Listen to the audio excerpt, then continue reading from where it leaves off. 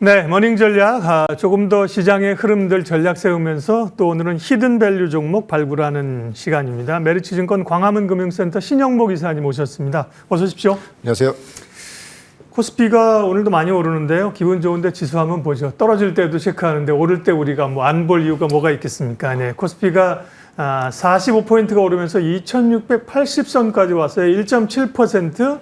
코스닥은 730. 오늘 코스피가 강하게 갈 수 있는 동력은 삼성전자와 SK하이닉스 대형주들이 움직여주면서 주가를 끌어올리는 거죠. 앞서도 2700의 선결 요건이 이런 대형주의 움직임인데요. 삼성전자가 3% 넘게 오르고 있습니다. 자, 그러면 이야기를 하겠습니다. 미국 증시는 트럼프의 병 주고 약 주고 이런 것 때문에 어제 강했는데요. 우리 시장도 강하죠. 우리는 또 대선에 대한 또 기대감들이 있는 건데요. 대선 전후, 특별히 대선이 끝나고 나서 우리 시장의 흐름이 어떻게 될 것이냐가 궁금한데 이사님 어떻게 보세요? 대선 이유가 상당히 좀 중요할 것 같은데요. 네. 아마 물론 아직 대선이 끝나봐야겠지만 외국인들의 스탠스가 바뀔 수 있는 그런 구간이라고 보고 있고, 그러니까 뭐 지난주에도 말씀드렸지만 국내 증시가 해외 증시보다 더 좋다라고 저는 말씀드리겠고요. 네. 아마 이제 크리티컬한 어떤 매크로에서 크리티컬한 어떤 악재가 나오지 않는다고 하면 진짜 뭐 갑자기 뜬금없이 관세 전쟁을 다시 한다든지 사실 그럴 확률은 희박하지 않습니까? 그렇게 되면 우리나라 증시가 다른 선진국의 다른 어떤 나라의 증시보다도 지금 확연히 좋아질 수 있는 가능성이 굉장히 높다.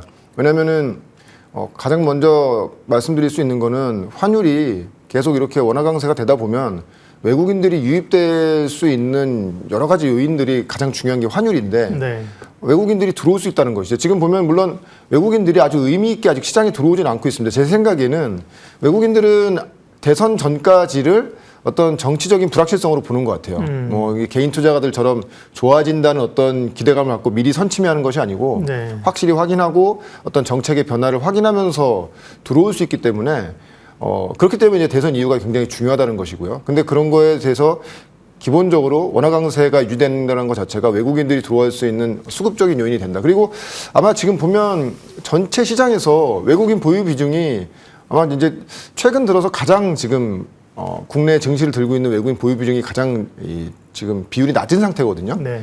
그러니까 빈집이라는 것이죠. 어떻게 외국인들이 수급으로 봤을 때 서서히 빈집이라는 것이죠. 물론 당연히 그 첫 번째 요인이 삼성전자를 외국인들이 많이 팔았기 때문에 그런 요인도 있겠지만 한편으로는 다시 들어올 수 있는 요인도 지금 될 수 있다. 그렇게 된다고 하면은 지금 해외에서 뭐 단기적인 어떤 악재가 나온다고 해도 우리 국내 증시는 이 리커버링 할 수 있는 이런 것들이 더 빠르게 될 수 있다고 보고 있고 약간 디커플링으로 갈 것 같습니다. 그러니까 좋은 의미의 디커플링입니다. 우리가 그동안의 디커플링은 해외 증시가 좋으면 우리는 왜 못 따라가고 빠지면 더 많이 빠지냐 이런 식으로만 생각하셨지만 해외 증시와는 좀 더 차별적인 흐름이 나오지 않겠는가. 어떻게 보면은 대선에서 어느 분이 대통령이 되냐에 따라 다르긴 하겠지만 우리가 지수 3000시대도 이제 열어두고 우리 지금부터 공부해야 된다 이렇게 말씀드리고 싶습니다. 네.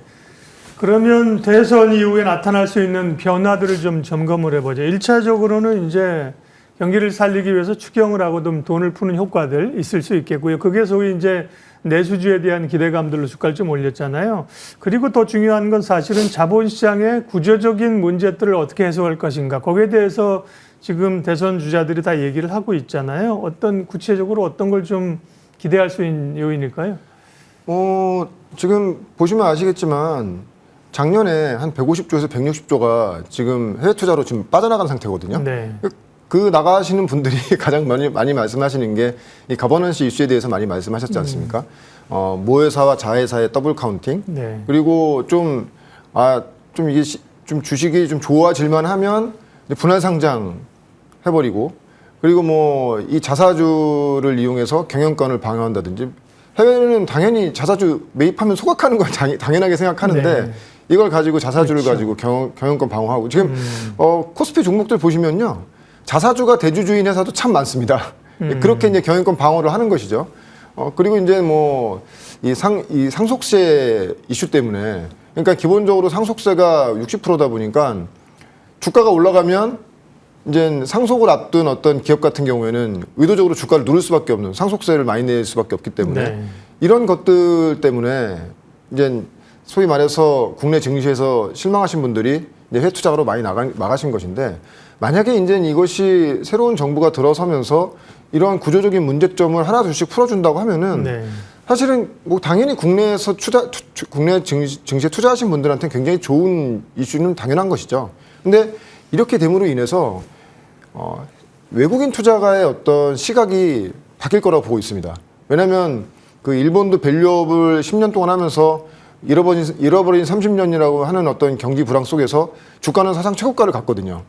그것을 봤기 때문에 그 거버넌스 이슈를 해소해주는, 물론 일본의 밸류업과 우리나라의 어떤 밸류업은 약간 차별점이 있다고 저는 보고 있는데, 그것을 봤던 외국인들이기 때문에 새로운 정부가 들어서면서 이런 거에 대한 시장의 어떤 이슈들을, 지금 안 좋은 이슈들, 그 자본시장이 이런 안 좋은 이슈들을 하나 둘씩 제거해 준다고 하면은 외국인들이 들어오는 그런 유입 효과, 그렇게 되면 사실은 MSCI 지수, 선진 지수에도 편입이 될 수 있는 이런 호재도 있고, 좀 원화 강세 계속 될 것 같고, 그러니까 기본적으로 외국인들이 지금 들어올 수 있는 굉장히 그런 좋은 여건이다. 어떻게 보면은 우리가 이 주식 투자를 하면서 이런 거버넌스, 정부가 의지를 가지고 이런 것들을 해소시켜주는 이런 구간이 처음 있는 일이지 않습니까? 네. 그러면 시장은 굉장히 좋아질 수 있다. 지금 일본이 10년 동안 밸류업을 하는 그런 가운데서 주가가 굉장히 많이 갔는데, 그 10년 동안 뭐 경기가 좋았다든지 뭐 전 세계 경기뿐만 아니라 일본 경기가 좋아서 간 것은 아니거든요. 그러니까 우리 내부의 개별적인 이슈이기 때문에 좀 더 임팩트가 셀 것 같다고 보고 있는 것이고, 그래서 지금 시장 보시면 아실 거예요. 지금 왜냐면은 해외 주식 투자하신 분들이 비중이 높다 보니까 국내 주식 신경 많이 안 쓰시는데 이미 시작됐습니다. 지금 저PBR주들, 그리고 지주사 관련주, 오늘 같은 경우에는 오늘 같은 경우에는 하나가 굉장히 많이 가고 있고요. 그리고 HD 현대 같은 주식들도 지금 많이 가고 있고, 네. 그 저PBR주들 지금 최근에 바닥에서 꿈틀꿈틀하고 있죠.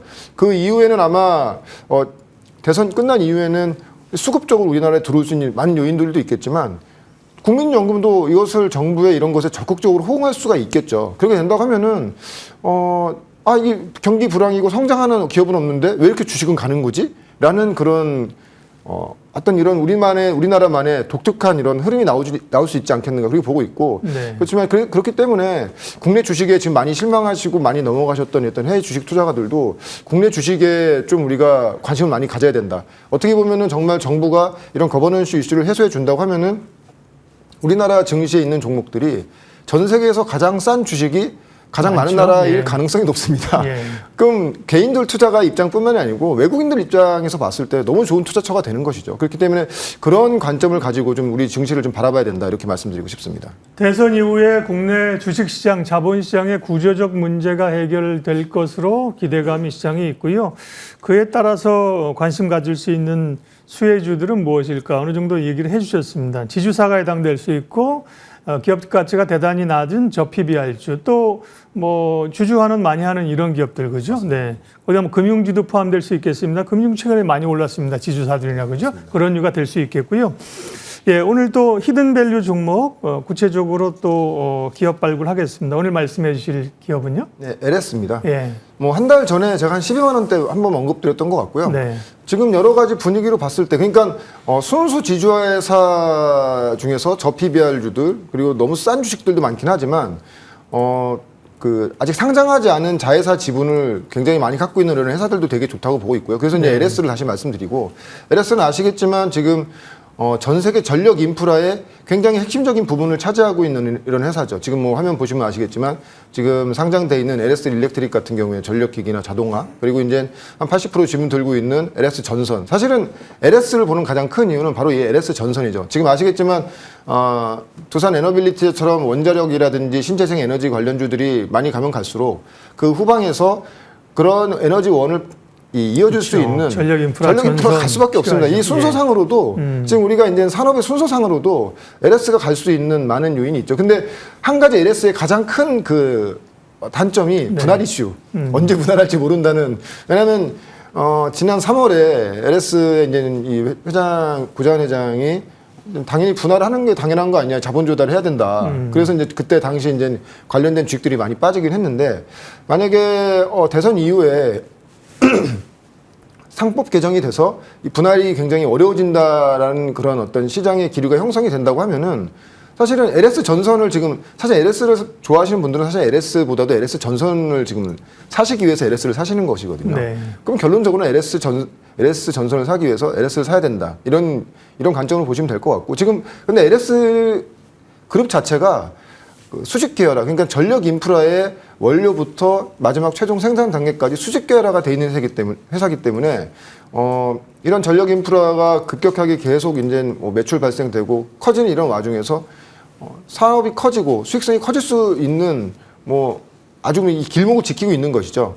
그래서 이제 지금은 이제 업적으로도 그러니까 어떻게 전체적인 어떤 에너지 사업 관련된 이런 산업을 봐도 굉장히 좋은 회사이고 거기에 이제 분할 이슈가 만약에 해소되면은 당연히 LS는 여기서 더 좋은 평가를 받아야 된다고 보고 있고 최근에 보면은 뭐 3월부터 4월에도 뭐 뉴스 보시면 아시겠지만 호반그룹이 한 장내에서 지분을 3% 정도가 매입을 했죠. 뭐 당시에는 이제 뭐 특별한 뭐 어떤 경영권을 단순 투자 목적이라고 얘기는 하긴 하는데 지금 최근에 또 오늘도 급등을 했더니 한진칼 같은 경우가 호반그룹이 경영권 분쟁이 걸리면서 계속 주가가 많이 올라가고 있는 상황이고 최근에 보면 또 LS가 또 서로 경영권을 방어하기 위해서 한진칼과 교환사채 발행해가지고 서로 경영권을 지켜주는 이런 움직임도 있거든요. 근데 지금 LS 그룹의 지배 구조를 보시면 아시겠지만 특수관계인까지 하면 30% 지분이 넘지만 개별주주로 본다고 했을 때 4% 이상 지분을 넘게 갖고 있는 그 주주가 없습니다. 네, 잠깐만 여기서 LS 전선은 지금 비상장이죠, 그죠? 맞습니다. 코스닥에 써 있는 거 좀 정정해 맞습니다. 주시고요. 저것 때문에 비상장인데 저걸 사고 싶은데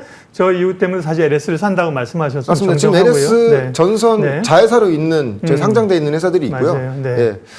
그런 상태고요. 그렇기 때문에 뭐 전방의 업황도 굉장히 좋은 상태에서 호반그룹이 지금 지분 구조를 지금 계속 높이고 있는 지금 최근에 보시면은 3% 지분 늘릴 때 기타 법인으로 계속 매수가 들어왔거든요.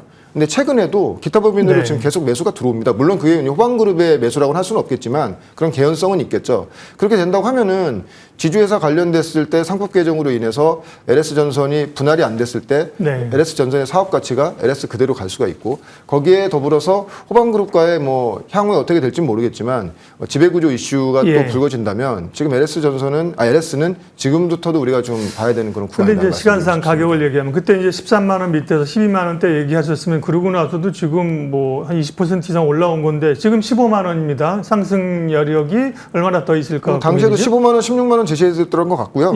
지금은 시장 분위기상 봤을 때는 목표가 20만 원까지도 저는 가능하다고 보고 있습니다. 그래서 목표가는 20만 원, 손절가는 13만 원 정도를 잡고 관심 있게 지금부터 좀 유익 있게 보셔야 되는 그런 종목으로 보고 있습니다. 목표가를 이렇게 채워가고 올려가는 종목들이 좋은 거죠. 소위 이제 압도적으로 성장하는 산업 섹터에 들어있는 기업들인 거죠. 머닝전략 그리고 히든밸류 종목 메리츠증권 광화문금융센터 신영목 이사님 함께했습니다. 고맙습니다. 고맙습니다.